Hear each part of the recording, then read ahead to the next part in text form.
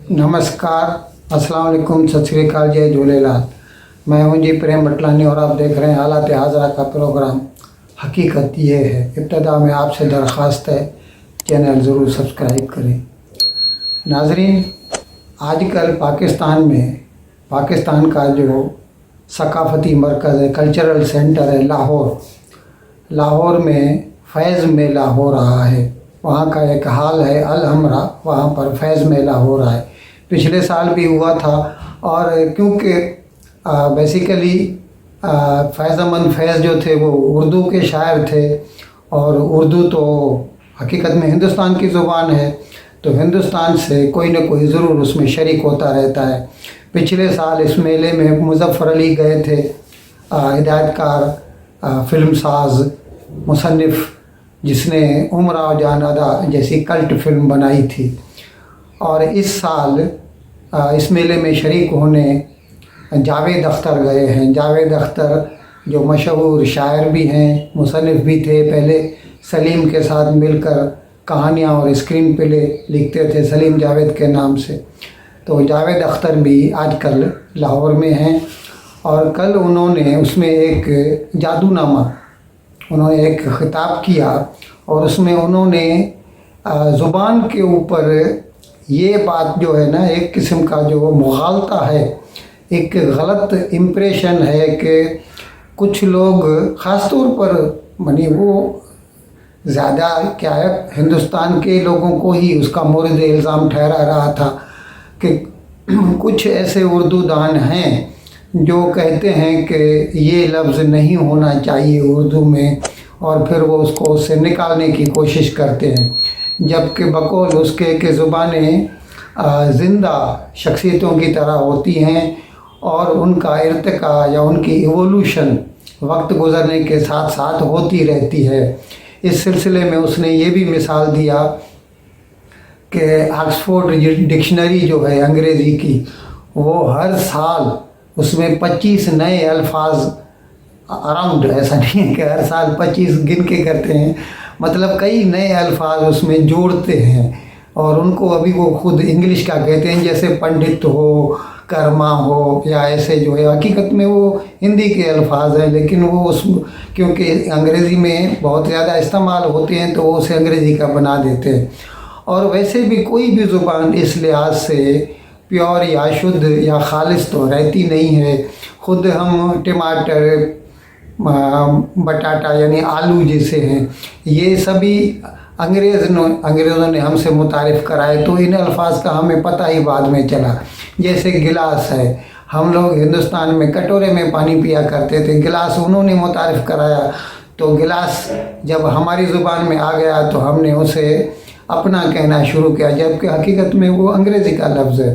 तो खैर, इस तरह वो इस बात की हिमायत कर रहे थे या वकालत कर रहे थे कि ज़ुबान के ऊपर कोई पाबंदी नहीं होनी चाहिए, और ये कहना कि इन अल्फाज के मिलने से ज़ुबान जो है भ्रष्ट, जैसे हिंदी में कहते हैं भ्रष्ट या अंग्रेज़ी में कहते हैं करप्ट हो जाती है, ऐसा कुछ नहीं है। जो चीज़ लोगों के समझ में आए, एक कहे दूसरा समझे, वही ज़ुबान होती है।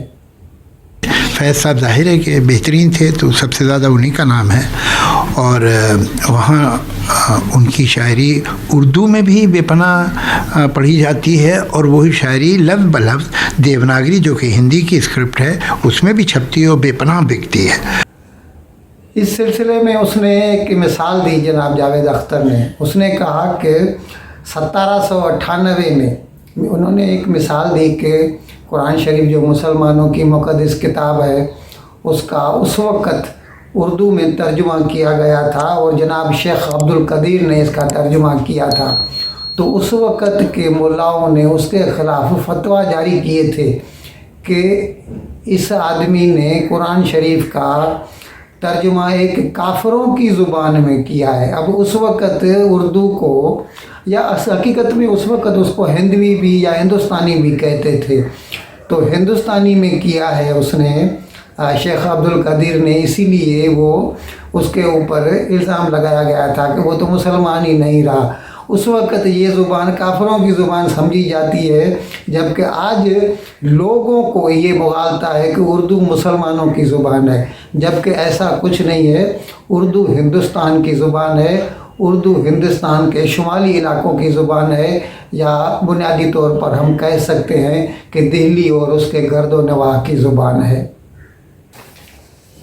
नाज़रीन, कुछ रोज़ से पाकिस्तान में ऑडियो लीक का फिर से बाज़ार गर्म हो गया है। वो कुछ ऑडियो लीक आए हैं पंजाब के साबिक वज़ीर आला जनाब चौधरी परवेज़ इलाही के, कि वो मुबैना भी लोग कहते हैं कि कहना गलत है, क्योंकि किसी ने आज तक उसकी तरदीद तो की नहीं है। जब तरदीद नहीं हुई तो फिर हम उसे जेन्युइन ही समझेंगे।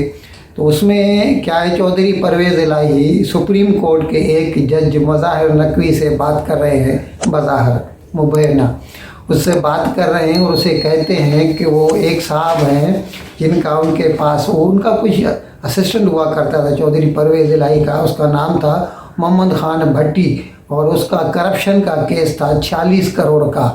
और वो उससे कहते हैं कि आप ऐसा कीजिए, ये केस अपने यहाँ लगवाइए और इसको आप किसी तरह मैनेज कर लीजिए। जोजा साहब जी जी वो मुजाहिर अली नकवी को लुभाना जो वो मखा का केस है। अच्छा चलो मैं आज वो चला जाएगा इस्लामाबाद, कह रहे थे इस्लामाबाद भेज देंगे आज, तो फिर उस तो बाद वो जो प्रोसेस होगा फिर वो किसी को कोशिश कर लेंगे, कोई बिल्कुल कोशिश कर लेंगे। बिल्कुल मुजाहिर अली अकबर नकवी, तो ठीक है जी, बड़ा दबांग है। हाँ नहीं है जानना, तो मुजाहिर अली नकवी के पास लगवाना है। हाँ लेकिन वो फाइल वो कर दिया इन्होंने, फाइल कर दिया सर।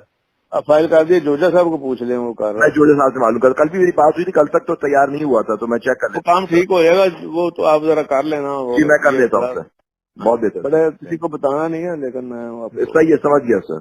अच्छा सर एक काम और है सर, अब वो जी, जी। परसों जो 14 तारीख को डोगर का भी केस लगा हुआ है बेंच में दोबारा सर, उसमें भी नकवी साहब हैं, तो वो गुलाम मोहम्मद डोगर जो सर सीसीपीओ का केस कर रहा था ना सर, आपका जो सीसीपीओ होता है वो भी लगा हुआ है सर परसों, क्योंकि देखिए आप नेचुरली हटा दिए गए, उनको तो रिप्लेस कर दिया, लेकिन केस अभी भी है सर, परसों लगा हुआ है 14 को सर। चलो मैं बात करता हूँ। वालेकुम साहब जी सलाम अलैकुम। की हाल है? ठीक हो जी, मैनू बड़ा अफसोस होया कि उत्थे अपना मैं आप ही आ रहा मोहम्मद खान इत्थे तुहाडे कोल ही मैं आ रहा उत्थे ही। पहुंच गए जी नहीं मैं आप भी आ रहा उत्थे। सब कोई गल नहीं करती, कोई मैं कह रहा कि नहीं मैं कोई प्रोटोकॉल ना नहीं आ रहा अपने नहीं मैं ਤੁਹਾਨੂੰ ਕਿਹਾ ਨਾ ਤੁਹਾਡਾ ਆਪਣਾ ਘਰ ਹੈ, एनी टाइम ਤੁਸੀਂ आ नहीं मैं एक सेकंड का सिर्फ मैं सलाम करके तुर जाऊंगा। अब उस ऑडियो लीक में वो जज साहब कहते हैं कि आप मत घबराइए, मैं कर लूँगा, आप जैसा कहते हैं वैसा ही हो जाएगा। फिर वो उसको कहता है कि मैं तुम्हारे घर पे आ रहा हूँ, तो वो कहता है नहीं नहीं ऐसी कोई ज़रूरत नहीं है, मैं आपकी बात समझ गया। ऐसे 3 ऑडियो आए हैं, हम आपको एक सुना रहे हैं इसमें, लेकिन इसको अभी लगता ऐसा है, ऐलान नहीं किया सुप्रीम कोर्ट ने, लेकिन अनऑफिशियली ये बात पता चली है कि सुप्रीम कोर्ट के जजों ने इसका नोटिस लिया है और उन्होंने आपस में यानी गैर सरकारी तौर पर सलाह मशवरा करके ये सोचा है कि इस मसले को सुप्रीम जुडिशल काउंसिल में उठाया जाए, और अगर इस बात में कोई सदाकत है तो वो जो मज़ाहिर नकवी हैं जज साहब, उनसे कहा जाए कि वो बज़ाते खुद इस्तीफ़ा दे दें, नहीं तो फिर उसके ख़िलाफ़ कोई भी कानूनी कार्रवाई हो सकती है। इस सिलसिले में कुछ लोग एक पुरानी मिसाल भी दे रहे हैं, जब 2001 में जो है लाहौर हाई कोर्ट के जस्टिस मलिक और सुप्रीम कोर्ट के जस्टिस रशीद अजीज़ के ऑडियो लीक हुए थे, तो उसमें बेनज़ीर के ख़िलाफ़ वो बात कर रहे थे। फिर जब ये बात मशहूर हुई तो उन दोनों जज साहिबान ने खुद बज़ाते खुद इस्तीफ़ा दे दिया था। तो क्या है कि एक मशहूर कहावत है अंग्रेज़ों की कि बादशाह की बीवी को हमेशा साफ़ होना चाहिए। तो जिसके ऊपर جس کی قمیض ایک دم سفید ہو، اس کے اوپر ایک ہلکا سا دھبا بھی آ جائے تو بہت دور سے دکھائی پڑتا ہے، اور اسی لیے کوئی بھی دھبا سفید قمیض کے اوپر اچھا نہیں لگتا، اسی لیے اگر ایسا ہو تو اس کو دور کرنا ضروری پڑ جاتا ہے۔ اس سلسلے میں پاکستان کے وزیر داخلہ جناب رانا ثناء اللہ نے ایک پریس کانفرنس کی، اور انہوں نے یہ تک کہا کہ ہم نے اس کا نوٹس لیا ہے، یہ جو آڈیو لیک ہوئی ہیں، اور ہم نے FIA کو جو ہے ڈائریکشنز دی ہیں کہ وہ FIR فائل کریں اور اس بات کی تحقیق کریں، اور ظاہر ہے پھر اس میں وہ جو آڈیو ہے اس کی فورینسک کی جائے گی، اور اگر اس کے بعد اس میں کچھ حقیقت پائی گئی، صداقت پائی گئی، تو پھر ظاہر ہے جو بھی اس میں کیریکٹرز آ جاتے ہیں، یعنی چودھری پرویز الہی ہے یا وہ جسٹس مظہر نقوی ہے، ان کے خلاف قانونی چارہ جوئی ہو سکتی ہے۔ ناظرین، PTI والے یا تو خود بیوقوف ہیں یا پوری دنیا کو بیوقوف سمجھتے ہیں، اسی لیے تو ایک آدمی ایک بات کرتا ہے، دوسرا آدمی دوسری بات کرتا ہے۔ ابھی کچھ روز سے لگاتار جناب عمران خان، جو کہ ظاہر ہے روئے رواں ہیں PTI کے، پاکستان تحریک انصاف، ان کے بنا تو کچھ بھی نہیں ہے PTI، وہ یہ کہتے رہے ہیں جب سے یہ تحریک طالبان پاکستان والوں نے پاکستان پولیس یا رینجرز یا دوسری جو بھی پیرا ملٹری اسٹاف ہے ان کے اوپر حملے شروع کر، 2 روز کے قبل انہوں نے کراچی میں بھی پولیس کے ہیڈ کوارٹر پہ حملہ کیا تھا، اور خود وہ اس ڈکلیئر کرتے ہیں کہ یہ ہم نے کیا تھا۔ تو اس کے بارے میں کچھ روز قبل سے کہتا رہا تھا جناب عمران خان کہ جب ہی 15 اگست 2021 کو طالبان کی حکومت آئی افغانستان میں، امریکہ والے چلے گئے، تو اس وقت پاکستان کے طالبان جو وہاں پر ان کے ساتھ لڑ رہے تھے امریکن کے ساتھ، تو وہ واپس آنا چاہتے تھے، تو ہم نے یہ مشورہ دیا تھا اس وقت کہ ان 30-40 ہزار جو لوگ ہیں، ظاہر اس میں ان کا پورا گھر کا جو ہے ممبران بھی آ گئے، تو ان سب کو ہم چاہتے تھے کہ پاکستان میں ان کو بسایا جائے اور اس کے لیے فنڈ کھڑا کیا جائے، اور اس میں اس نے اس شکایت کا بھی کیا تھا اظہار کہ سندھ اور بلوچستان نے اس میں مدد کرنے سے انکار کر دیا تھا، تو یہ بات آئی گئی ہو گئی، اور اگر ان کو ہم بسا لیتے تو پھر یہ جو ٹیررسٹ ایکٹیویٹیز ہے وہ نہیں کرتے۔ اب یہ وہ کس بنا پر کہہ رہے تھے یہ تو خدا جانتا ہے یا وہ جانتے ہیں، لیکن ابھی شرین مزاری جو کہ ہیومن رائٹس کی منسٹر ہوا کرتی تھیں خود PTI کی طرف سے عمران خان کے وقت میں، اس نے کل کراچی میں کہا کہ یہ جو مشورہ ہے کہ ان کو بسایا جائے طالبان کے 30-40 ہزار ان کے لوگوں کو پاکستان میں، یہ مشورہ جنرل باجوہ نے دیا تھا۔ ابھی سب چیز وہ بیچارہ ابھی وہ نوکری سے چلا گیا ہے تو ہر چیز اس کے اوپر تھوپ دیجئے، تو یہ کہتی ہیں کہ نہیں یہ عمران خان کا نہیں تھا، اور وہ جو مشورہ تھا وہ جنرل باجوہ کا تھا۔ ابھی اگر وہ چاہیں تو 2-3 روز قبل کے اخبار ہی اٹھا کے دیکھ لیں تو پتہ چل جائے گا۔ اور ہمیں تو یہ سمجھ میں نہیں آتا، جب وہ پریس والوں کے سامنے ایسی باتیں کوئی بھی کرتا ہے تو وہ ان کو سامنے ان کو آئینہ کیوں نہیں دکھاتے کہ بھائی تم لوگوں نے ہی تو 2 روز قبل ایسا کہا تھا، اب کیوں مکر رہے ہو تم؟